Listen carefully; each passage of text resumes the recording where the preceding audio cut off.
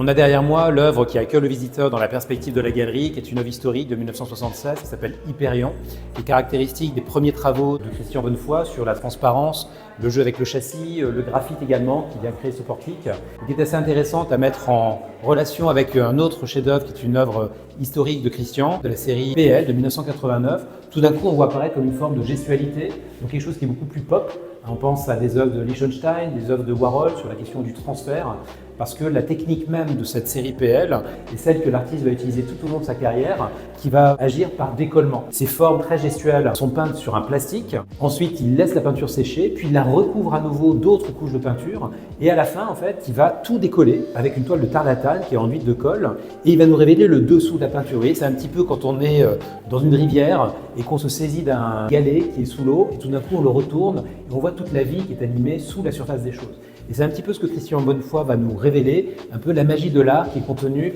intrinsèquement dans ce qui fait l'art.